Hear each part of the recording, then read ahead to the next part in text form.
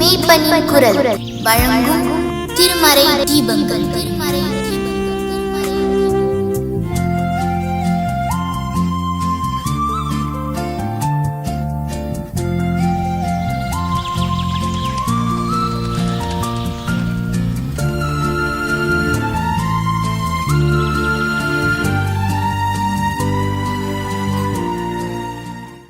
துதி உமக்கே, கணமுமக்கே, புகழும் மேன்மையும் ஒருவருக்கே. துதி உமக்கே, கணமுமக்கே, புகழும் மேன்மையும் இயேசுவுக்கே. நல்லவரே என் இயேசுவே, நான் பாடும் பாடலின் காரணரே. நல்லவரே என் இயேசுவே, நான் பாடும் பாடலின் காரணரே. நன்மைகள் எதிர்பார்த்து உதவாதவர், ஏழையாம் என்னை என்றும் மறவாதவர். நன்மைகள் எதிர்பார்த்து உதவாதவர், பிள்ளையாம் என்னை என்றும் மறவாதவர். துதி உமக்கே, கணமுமக்கே, புகழும் மேன்மையும் ஒருவருக்கே. துதி உமக்கே, கணமுமக்கே, புகழும் மேன்மையும் இயேசுவுக்கே. புகழும் மேன்மையும் இயேசுவுக்கே.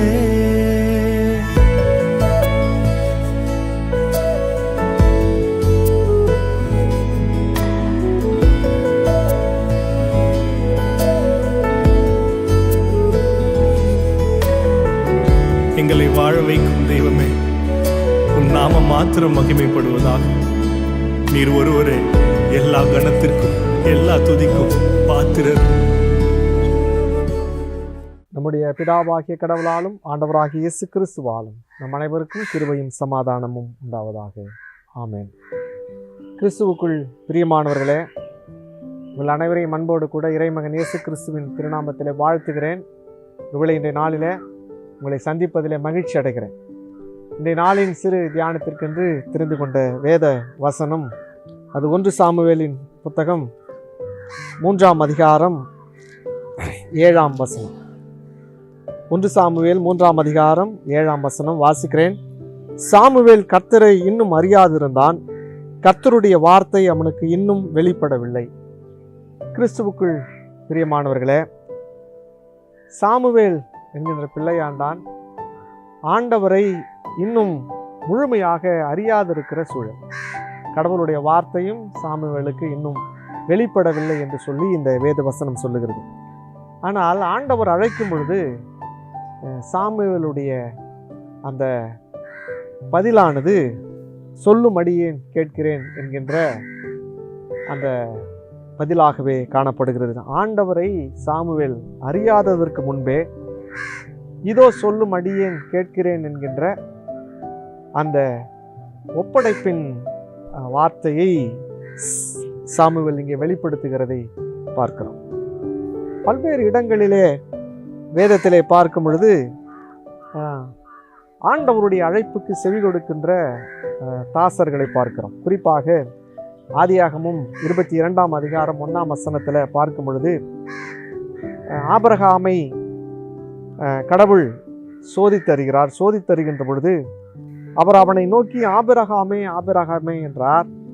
ஆபிரகாம் இதோ அடியேன் என்றார் என்று சொல்லி பார்க்கிறோம். வேளை 2வது யாத்திரையாகவும் 3ஆம் வசனத்தில் பார்க்கும் பொழுது ஆண்டவர் முட்செடியிலே மோசேக்கு காட்சி கொடுக்கும் பொழுது, மோசேயை அழைக்கும் பொழுதும் மோசே இதே விதமான பதிலைத்தான் சொல்லுகிறார். இதோ அடியேன் இருக்கிறேன் என்கின்ற வார்த்தையை மோசே பயன்படுத்துகிறதை பார்க்கிறோம். ஏசையா இவனுடைய அழைப்பை பார்க்கும் பொழுது, ஏசையா தீர்க்கதரிசியை கடவுள் அழைக்கும் பொழுது கூட 6ஆம் அதிகாரம் 8ஆம் வசனத்துல யாரை நான் அனுப்புவேன் என்று சொல்லும் பொழுது, இதோ அடியேன் இருக்கிறேன் என்று சொல்லி மறு உத்தரவு அளிக்கிறதாகவே சொல்லப்பட்டிருக்கிறது. இந்த 3 பேரின் மறு உத்தரவுக்கும் சாமுவேலின் மறு உத்தரவிற்கும் மிகப்பெரிய ஒரு வித்தியாசம் இருக்கிறது. இந்த 3 கடவுளுடைய தாசர்களும் ஆண்டவர் தம்மை அழைக்கிறார் என்று அறிந்து இதோ அடியேன் இருக்கிறேன் என்று சொல்லி தங்களுடைய மறு உத்தரவை வழங்கினார்கள்.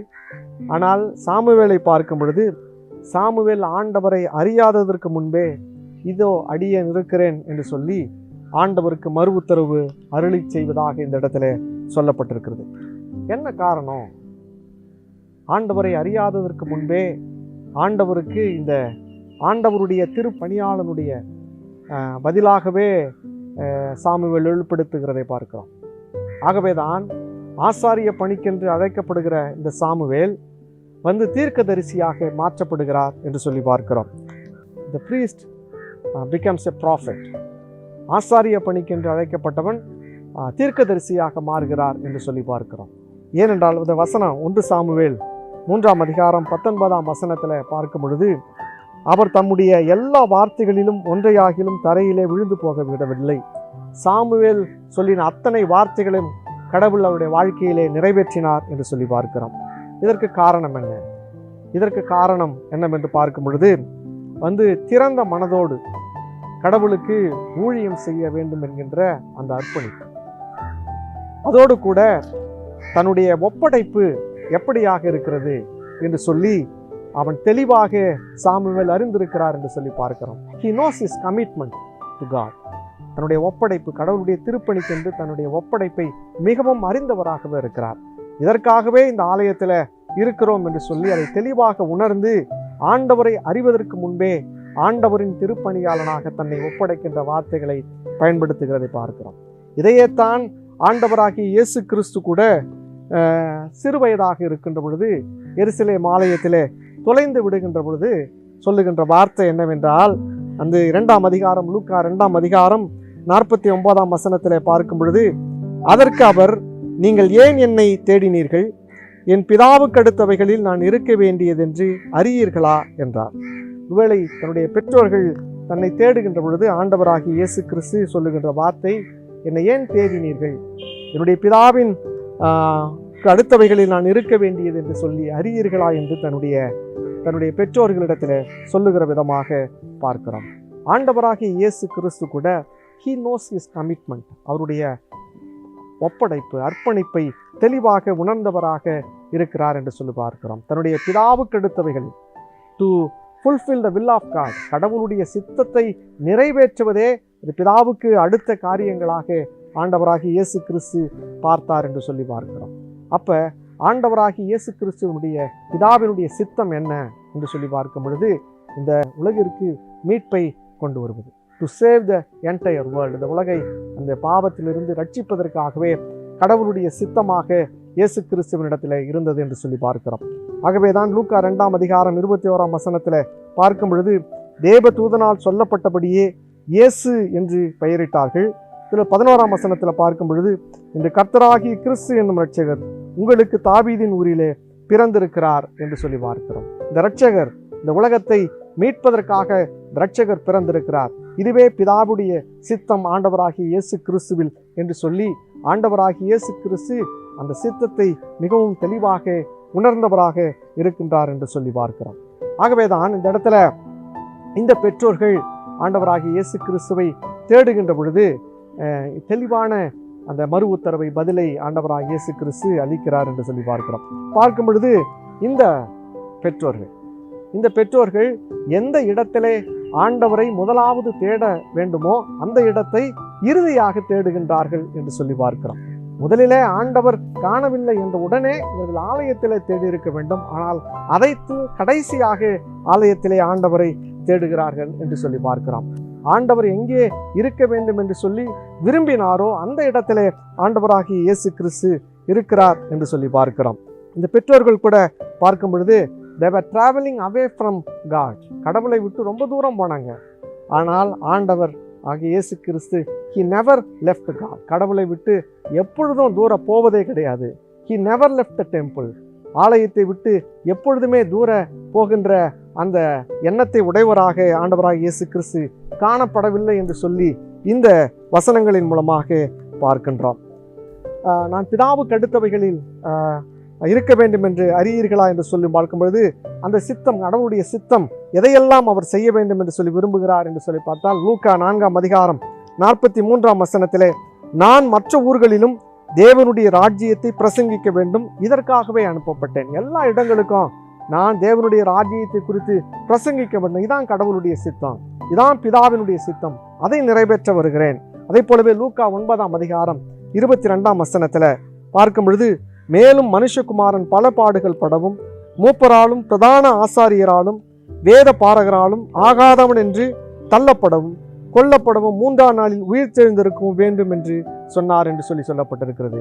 ஆண்டவருக்காக, ஆண்டவருடைய சித்தத்தை நிறைவேற்றுவது என்பது, அவருக்காக இந்த மனுமக்களை மீட்பதற்காக இந்த பாடுகளை ஆண்டவர் படவும், இந்த பாடுகளின் மூலமாக இந்த உலகத்திற்கு ரட்சிப்பை கொடுக்கவுமே பிதாவினுடைய சித்தம் என்பதை உணர்ந்து அவைகளிலே கவனம் செலுத்துகின்றவர்களாக இருந்தார் என்று சொல்லி பார்க்கிறோம். ஆகவே இந்த இடத்துல நம்ம பார்க்கின்ற பொழுது எல்லோரும் பெற்றோர்கள் குழந்தையை தொலைத்து விட்டதாக பல சமயங்களில் யோசிக்கிறோம். ஆனால் அவர் எங்கே இருக்க வேண்டுமோ அங்கேதான் இருந்தார் என்று சொல்லி வேதத்திலே வாசிக்கிறோம். ஆகவே இயேசுவை நாம் தேட வேண்டும், அவர் தொலைந்து விட்டதால் அல்ல. இயேசுவை தேட வேண்டும் என்று சொல்லி இந்த பெற்றோர்கள் அவர் தொலைந்து விட்டதால் அல்ல, இவர்கள் இயேசுவை தொலைத்து விட்டதால் இவர்கள் தான் தேடி போக வேண்டும். இவருடைய பயணத்திலே மாற்றத்தை இவங்க கொண்டு வரணும். ஆண்டவராகிய இயேசு கிறிஸ்துவை தேடி அவரை கண்டுபிடிக்கின்ற அந்த இடத்திற்கு இவர்கள் தள்ளப்படுகிறார்கள் என்று சொல்லி பார்க்கிறோம். இதில் நிறைவாக நம்ம பார்க்கின்ற பொழுது 3 விஷயங்களை பார்க்கிறோம். இந்த ஆண்டவராகிய இயேசு கிறிஸ்துவை யார் தொலைத்தது? அவருடைய பெற்றோர்கள். Who lost Jesus Christ? இயேசு கிறிஸ்துவை யார் தொலைத்தது? அவருடைய பெற்றோர்கள். வேதத்திலே அநேக இடங்களிலே பார்க்கிறோம். ஆண்டவருக்கு பிரியமானவர்கள் பல தேவனுடைய பிள்ளைகள் கடவுளை பல சமயங்களிலே தொலைத்து இருக்கிறார்கள் என்று சொல்லி பார்க்கிறோம். குறிப்பாக ஆதாம் ஆண்டவரை தொலைத்திருக்கிறார். அதே போல சிமியோன் ஆண்டவரை தொலைத்திருக்கிறார். நோவா ஆண்டவரை தொலைத்திருக்கிறார். ஆகவே இவர்களெல்லாம் ஆண்டவரை தேடி கண்டுபிடித்து இருக்கிறார்கள் என்று சொல்லி வேதத்திலே வாசிக்கிறோம். ஆகவே இரண்டாவதாக, எப்பொழுது ஆண்டவரை இவர்கள் தொலைத்தார்கள்? ஆண்டவரை கொண்டாட்டத்திலே தொலைத்திருக்கிறார்கள். பஸ்கா பண்டிகையின் போது தொலைத்திருக்கிறார்கள் என்று சொல்லி பார்க்கிறோம். அப்ப நம்முடைய பண்டிகைகளிலே ஆண்டவரை பல சமயங்களிலே தொலைத்து விடுகின்ற மக்களாக இருக்கிறோம். நம்ம பண்டிகையிலே ஆண்டவரை மையப்படுத்துவது குறைவாகவே இருக்கிறது. நம்முடைய கொண்டாட்டங்களுக்கு முக்கியத்துவம் கொடுக்கிறோம், ஆண்டவரை தொலைத்து விடுகின்ற மக்களாக இருக்கிறோம். ஆனால் மூன்றாவதாக பார்க்கின்ற ஏன் ஆண்டவரை எப்படி தொலைத்தார்கள்? இவருடைய கவனக்குறைவு. நம்முடைய சிறிதான கவனக்குறைவு கூட ஆண்டவரை நம்மிடத்திலிருந்து தூர கொண்டு போய் விடுகின்றதாக இருக்கிறது. ஆகவே ஒருவேளை நம்முடைய கவனக்குறைவு ஆண்டவரை, நீங்கள் 1 நிமிடம் கவனக்குறைவாக இருந்தாலும் ஆண்டவரை தொலைத்து விடுகின்ற பொழுது நீங்கள் நீண்ட நெடிய தூரம் பயணம் செய்ய வேண்டியதாக இருக்கிறது அவரை கண்டுபிடிப்பதற்காக. ஆகவே எப்பொழுதும் ஆண்டவரை இருக்கிற எந்த சரியான இடத்தில் தேடுகின்ற மக்களாக இருக்கணும். அவரை கண்டுபிடித்து எப்பொழுதும் அவருக்கு பிரியமாய் அவருடைய சித்தம் என்ன என்பதை உணர்ந்து நம்முடைய வாழ்க்கையிலே செயல்படுத்த நாம் அன்போடு கூட அழைக்கப்படுகிறோம். கடவுள் தாமே உங்களை நிறைவாக ஆசீர்வதிப்பாராக. ஆமென். ஜெபம் செய்வோம். எல்லா துதிகளுக்கும் ஸ்தோத்திரங்களுக்கும் கீர்த்தனங்களுக்கும் பாத்திரராயிருக்கிற எங்கள் அன்பின் கர்த்தாவே, அருமையான காலை வேளைக்காய் நன்றி செலுத்துகிறோம். குறிப்பாக இன்றைய நாளினுடைய வசனங்கள், வார்த்தைகளுக்காக நாங்கள் நன்றி செலுத்துகிறோம். உம்முடைய பெரிதான கிருபை, உம்முடைய இரக்கம் எங்களை தொடர்ந்து வழி நடத்துவதற்காக நன்றி படைக்கிறோம். காலை தோறும் என்னுடைய கிருபைகள் புதியதாக இருக்கும் என்று சொல்லி நாளிலே புதிய நன்மைகள், புதிய கிருபைகளால் எங்களை முடிசூட்டி வழி நடத்தும். இந்த நாளினுடைய செயல்பாடுகள் அனைத்திலும் ஆண்டவருடைய நாமம் மகிமைப்படத்தக்கதாய் கர்த்தர் எங்களை எடுத்து பயன்படுத்தும்படி இறைமகன் இயேசு கிறிஸ்துவின் இன்ப நாமத்தில் கெஞ்சி மன்றாடுகிறோம் எங்கள் ஜீவன் உள்ள தந்தையே. ஆமென். தேவ சமாதானம் நம் அனைவரோடும் இன்றும் என்றும் சதா காலங்களிலும் இருப்பதாக. ஆமென்.